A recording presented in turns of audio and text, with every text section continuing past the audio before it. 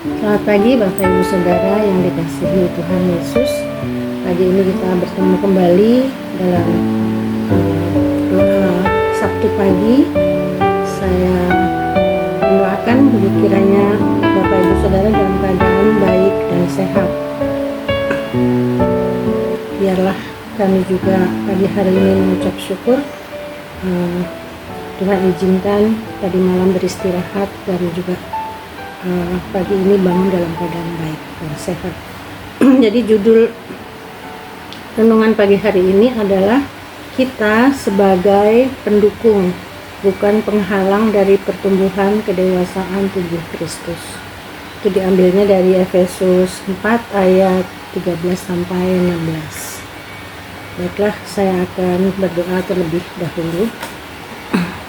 Bapa di surga, Bapa yang kami kenal di dalam nama Tuhan Yesus, kami mengucap syukur Tuhan pagi hari ini Engkau telah kumpulkan kami bersama-sama dengan saudara seiman untuk boleh merenungkan firman Tuhan dalam saat kita berdoa pagi.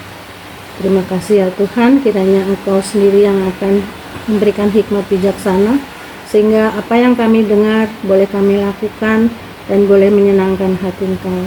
Terima kasih Tuhan Yesus, dalam nama-Mu kami berdoa dan mengucap syukur. Amin.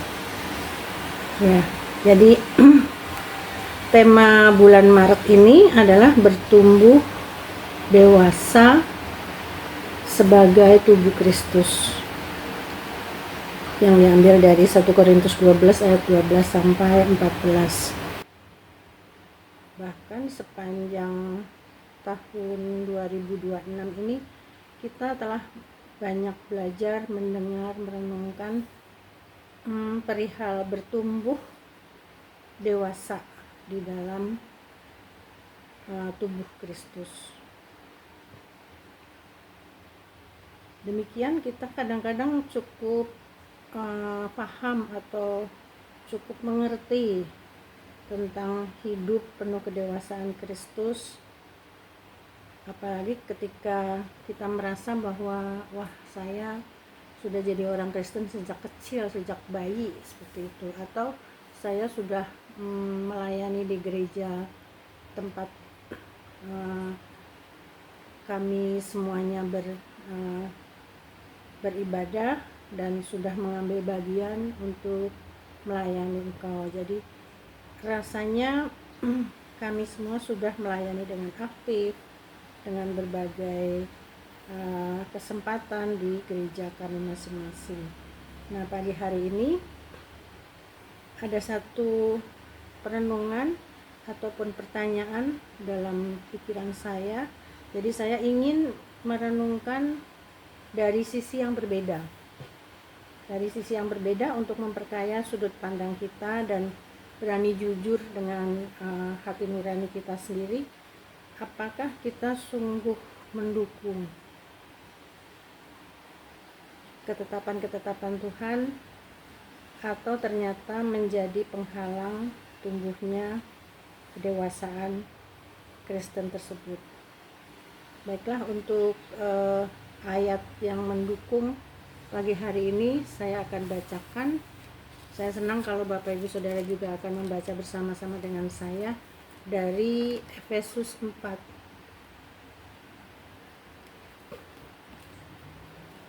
Efesus 4 ayatnya yang ke 13 sampai 16. 13 sampai 16.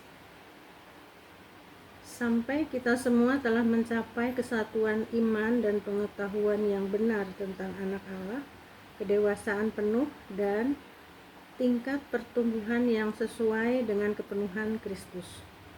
Sehingga kita bukan lagi anak-anak yang diombang-ambingkan oleh rupa-rupa angin pengajaran, oleh permainan palsu manusia dalam kelicikan mereka yang menyesatkan.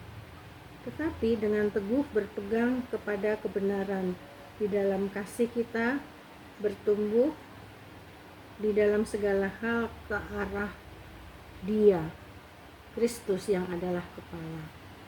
Daripadanyalah seluruh tubuh yang rapi tersusun dan diikat menjadi satu oleh pelayanan semua bagiannya sesuai dengan kadar pekerjaan tiap-tiap anggota, menerima pertumbuhannya dan membangun dirinya dalam kasih.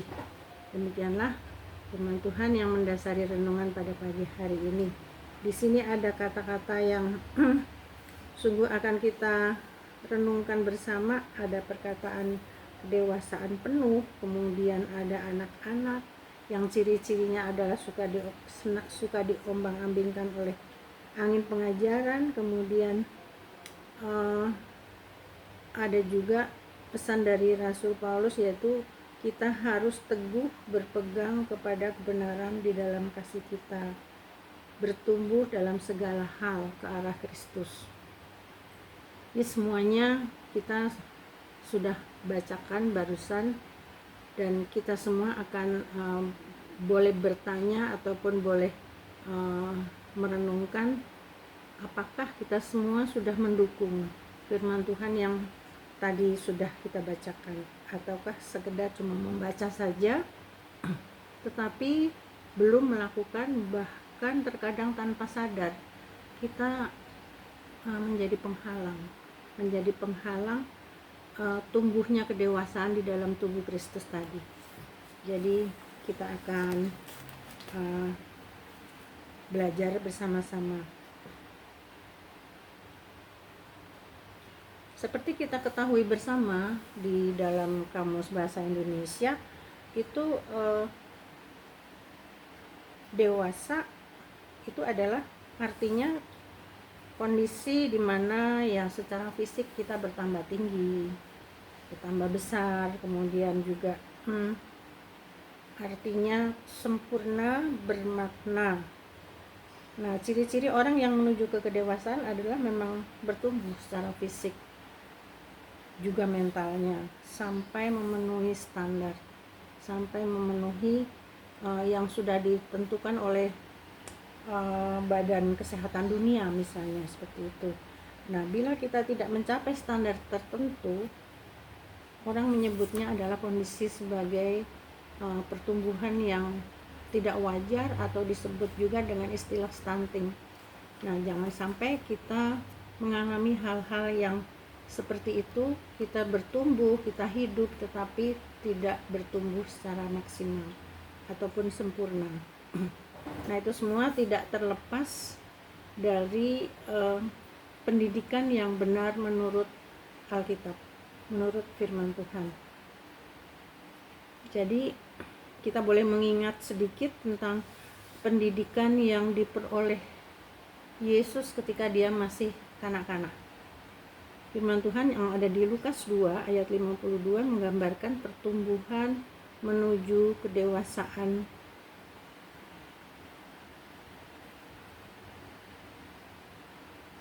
yang digambarkan seperti ini. Dan Yesus makin bertambah besar dan bertambah hikmatnya dan besarnya, dan makin dikasihi oleh Allah dan manusia. Peristiwa ini terjadi ketika Yesus berusia 12 tahun, sedang bertanya jawab dengan para alim ulama di Bait Allah di Yerusalem. Ini adalah buah pendidikan dari Yusuf dan Maria sebagai orang tua Yesus.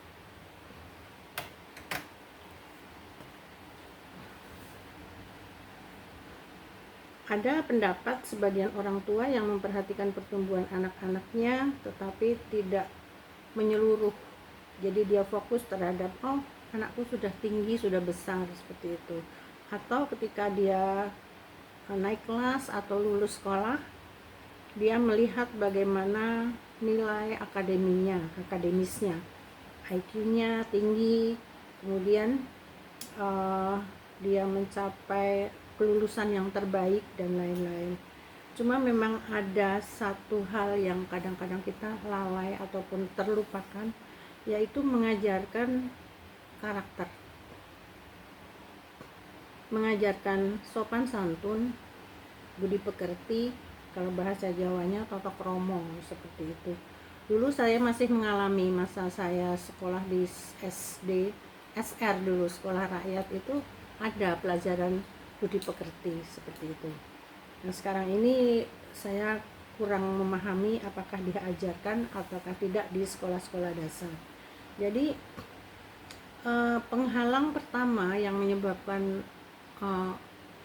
orang-orang yang sebagai tubuh Kristus itu tidak mengalami pertumbuhan yang maksimal ataupun menghalangi, ada halangan.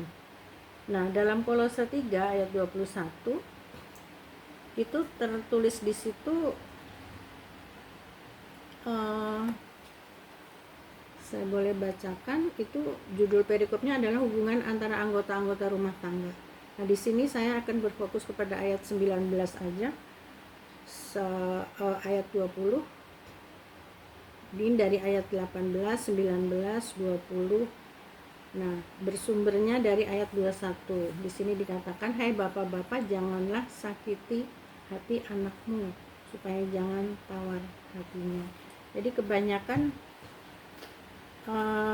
kesulitan untuk mengambil keputusan, kesulitan untuk bertumbuh secara psikis itu kebanyakan karena anak bertumbuh dengan orang tua yang suka menekan, semacam bullying seperti itu, dan dia sering dikatakan bahwa oh kamu bodoh, kamu bandel, kamu nakal, ataupun kamu kok nggak seperti adikmu, seperti itu. Jadi kata-kata yang seperti itu kalau terus menerus dilakukan oleh pihak orang tua kepada anaknya, itu akan memicu kemarahan, kemudian juga akan menimbulkan rasa malu, rasa tidak berharga, dan berakibat yaitu dia menjadi pribadi yang tawar hati dan malas untuk mencoba seperti itu. Jadi salah didikan itu bisa menyebabkan nanti akibatnya setelah dewasa anak tersebut tidak bisa berkembang ataupun justru malah terhalang kedewasaan rohaninya. Kemudian yang kedua, penghalang yang kedua, yaitu saya ambilkan dari kitab Yakobus. Itu Yakobus 2 ayat 1 sampai 3 itu menyampaikan kepada kita bahwa dalam memperlakukan orang lain, kadang-kadang kita sering tidak adil ataupun sering membeda-bedakan. Nah, di sini dikatakan, janganlah iman itu kamu amalkan dengan memandang muka dan telah membuat perbedaan di dalam hatimu dan bertindak sebagai hakim dengan pikiran yang jahat. Jadi ketika kita membeda-bedakan orang, sikap kita, jadi orang tersebut menjadi rendah diri ataupun merasa tidak berharga, nah itu akan menghalangi pertumbuhan. Juga ketika kita sebagai orang percaya itu tadi pertama tidak peka terhadap orang lain, kemudian yang kedua adalah tidak konsisten menegakkan atau menjalankan hukum utama dalam kitab suci, yaitu kita semua sudah mengetahuinya. Hukum yang paling utama di dalam kitab suci adalah kasihilah sesamamu manusia seperti dirimu sendiri. Nah, itu sering terlewatkan, atau kita mengkotak-kotakan untuk bagaimana kita bersikap kasih terhadap si A atau si B, tergantung kondisi orang tersebut. Mungkin orang itu terpandang, mungkin orang itu punya banyak kekurangan, sadar atau tidak, sikap kita akan berbeda. Nah, kemudian penghalang yang lain yaitu tidak bertanggung jawab atas setiap perkataannya. Tidak pernah merasa bersalah. Ada sebagian orang yang bersalah, tapi ketika ditegur dia bilang aku nggak salah, aku benar kok, seperti itu. Nah, jadi sementara di Yakobus 3 ayat 6 mengatakan bahwa lidah adalah api, yang merupakan suatu dunia kejahatan dan mengambil tempat di antara anggota-anggota tubuh kita sebagai sesuatu yang dapat menodai seluruh tubuh kita. Ia sendiri, maksudnya lidah tadi, dinyalakan oleh api neraka. Jadi semakin kita tidak peka terhadap orang lain, kemudian tidak bertanggung jawab atas setiap perkataan yang keluar dari mulut bibir kita, berakibat akan menghalangi saudara-saudara seiman kita yang yaitu sebagai bagian dari tubuh Kristus tadi untuk memperoleh pertumbuhan kedewasaan di dalam tubuh Kristus. Kemudian sebagai refleksi ataupun sebagai penutup, refleksi adalah proses perenungan, artinya pemikiran yang mendalam, kemudian bertanya kepada diri sendiri, yaitu pertanyaan seperti ini: apakah saya dan saudara di dalam komunitas kita bergereja sudah berfungsi sebagai pendukung kedewasaan tubuh Kristus atau justru menghambat? Saya teringat khotbah pendeta 2 minggu yang lalu kalau tidak salah, dari Matius 25 itu tentang talenta. Saya masih teringat itu Matius 25 ayat 14 sampai 30. Jadi di situ ada 2 macam sikap hamba yang dipercaya sejumlah talenta ataupun uang dari tuannya. Jadi model yang pertama itu adalah hamba yang diberikan kepercayaan untuk mengelola 2 talenta dan 5 talenta kalau tidak salah ya. Itu dia 2 hamba tadi mengelola kepercayaan tuannya dan memperoleh pujian. Tuannya berkata, baik sekali perbuatanmu itu, hai hambaku yang baik dan setia. Masuklah dan turutlah dalam kebahagiaan tuanmu. Itu yang memperoleh talenta 2 dikembangkan menjadi 4, kemudian yang 5 dikembangkan menjadi 10. Nah, kemudian yang satu lagi itu adalah satu hamba yang diberi kepercayaan 1 talenta. Dia adalah termasuk satu hamba yang tidak melakukan atau tidak mengelola talenta tuannya tadi, bahkan dia menuduh atau berburuk sangka terhadap tuannya.